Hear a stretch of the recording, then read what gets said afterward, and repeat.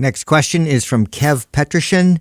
What's your guys' thoughts and understanding of supplementing with DHEA for hormone balance and or improved testosterone levels as we age past 30? This was a really popular supplement in the early 2000s. Yeah, late 90s even. I remember when DHEA became legal. It was DHEA, methoxybolic, and I remember those were plant flavones or isoflavones, but yeah, DHEA, androstenediol,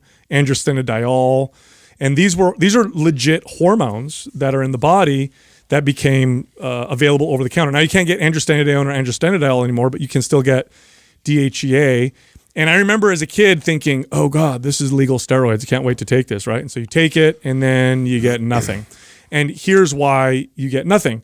DHEA is a few steps away from testosterone, and it can get converted to estrogen, estradiol just as well. And your body has these wonderful safeguards where if you're producing too much testosterone, it'll convert more testosterone. For example, let's say you just go straight testosterone. You're like, forget DHEA, I'm going testosterone, and you inject a bunch of testosterone.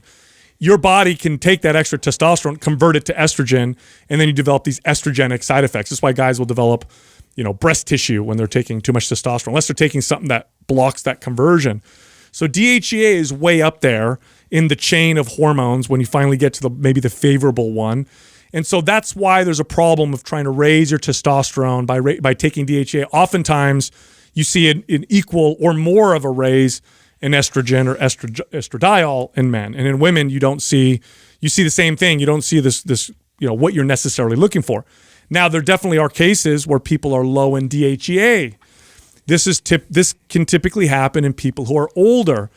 If you read the studies on the benefits of DHEA, it tends to be in adults that are over 45, over 50, who also have low DHEA levels. So is this very similar to like somebody who's wanting to take tongue cat alley or horny goat weed or ashwagandha is more of an adaptogen, right? So, but the other two, if it only really works if you have low testosterone levels, and then it's really only going to help you get closer to baseline. It's different because those are herbs and they work through different mechanisms to make things happen. DHEA is a hormone. You are taking a hormone when you take, just like melatonin. Melatonin's a hormone too, right?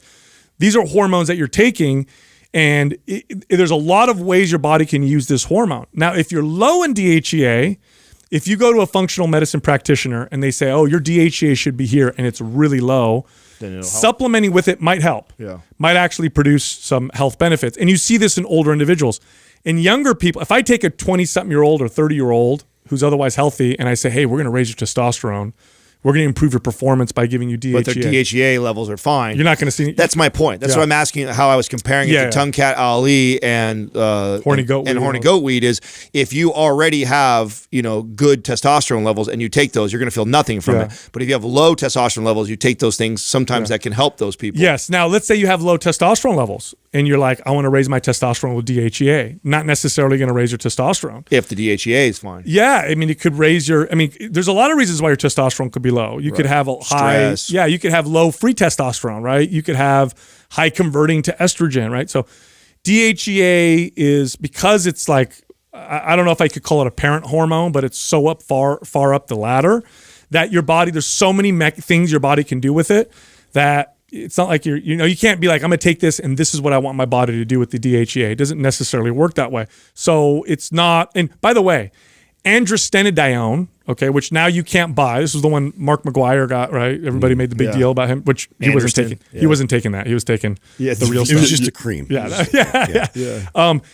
Androstenedione is one step away from testosterone. That was the selling point, right? Take this. Your body only has to convert it one time, and it becomes testosterone.